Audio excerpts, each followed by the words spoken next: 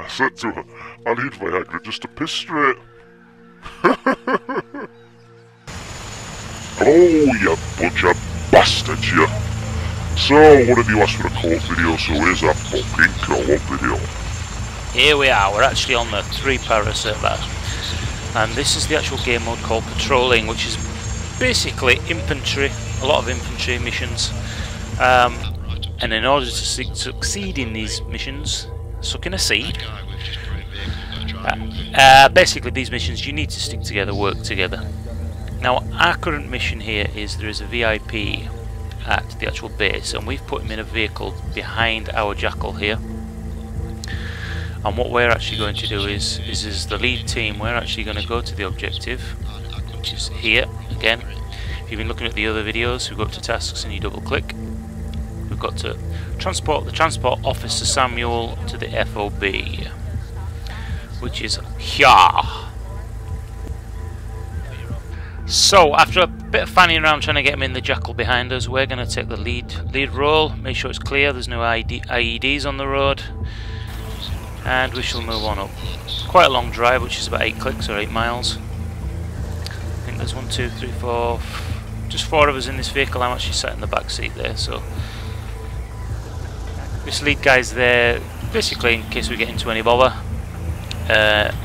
He has a good view as well of IEDs, which are placed randomly on the road, and you do get a slight warning, you can see them sometimes. Great immersion on this, I think. This is actually one of the times where I actually thought this is why I love Arma again. I've remembered, because in a lot of public domination servers, the public just come in, they just want to kill, they've got no interest in team play or anything like that. So once you're playing with some guys who actually want to get on TeamSpeak and play together, the experience is completely different. Absolutely loving this one.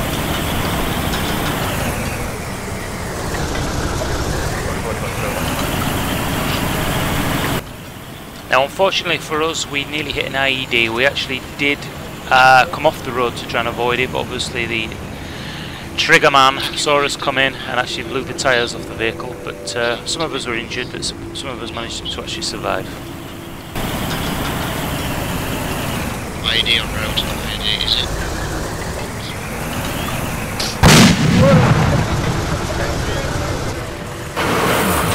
Let me fix it, let me fix vehicle, I can fix it. Not too many injuries. Obviously the first thing we did was get out. You can actually hear my character's not having a ham shank, he's actually injured. We've all got slight shrapnel wounds, but we haven't actually got any deaths. What did actually happen was, unknown to me, we actually had the VIP in our vehicle with us, and it seems he's done a runner, as you shall see in a second. Are you not going the wrong way there? I don't. Right? Yeah, where are you going, man? That's a dead end road.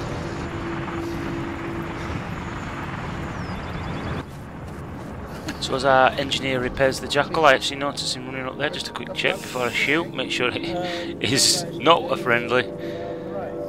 So somebody's going to have to go get him while he's still repairing the vehicle. So we go for the Benny Hill stunt.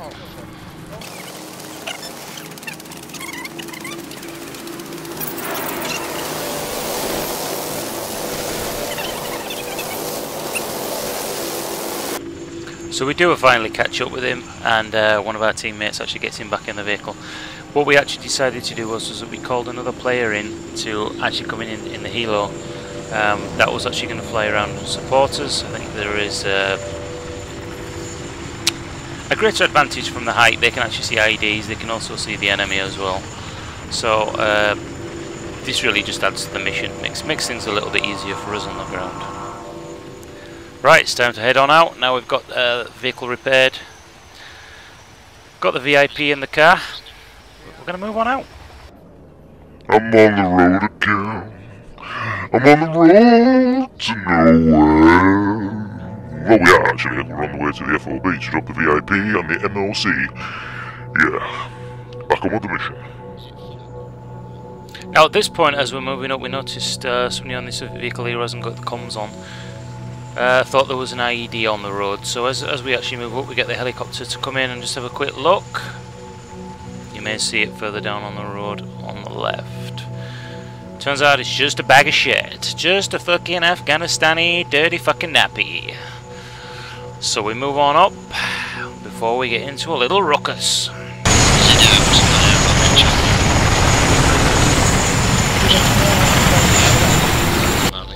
Guess what? Yes, we did run over an IED and got our asses royally fucking handed to us.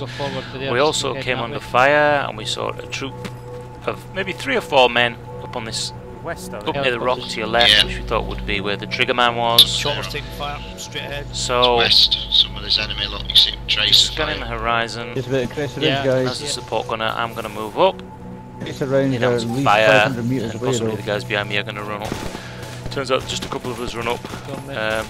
Obviously they're not British, not true British soldiers. Me. So I'm just going to lay down some fire now. Not Let a you lot have a of garbage, it's hard to little look say at the what's an graphics. IED. Turn it down. Okay. You did it alright. Get on, mate. You need to go straight over the ridge. And this is where Arma 3, I think, differentiates itself from Battlefield 3. It feels different, it feels more open, like there are more chances for, you know, team play and communication, and that's one thing I really like it. I mean, obviously it's not a realistic, people say it's realistic, but it's not a realistic. Nice, got shot by your own team from the helicopter, sweet. It's not a per se realistic, quote unquote, but it's as realistic as you're going to get. The game is extremely in-depth. There are a lot of tactics and aspects to the game that are actual real warfare. Moving in squads, coordinating with different fire teams, you know, you've got...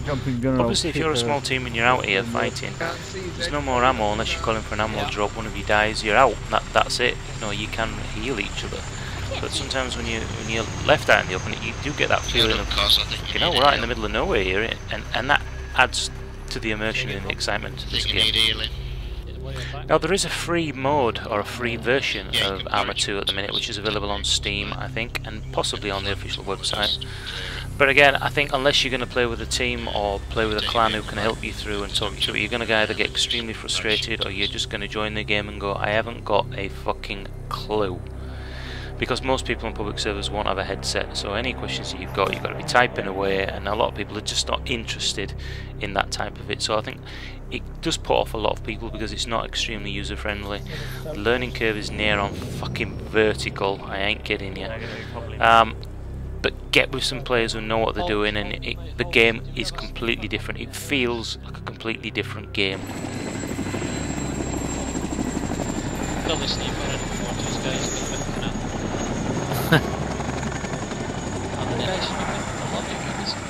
Everybody mount up. Aww.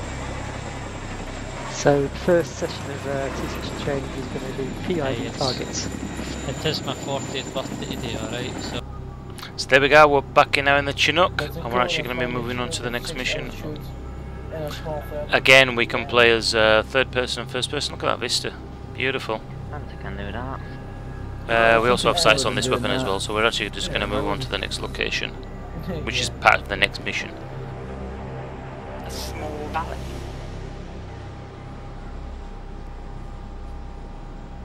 Where is the small valley?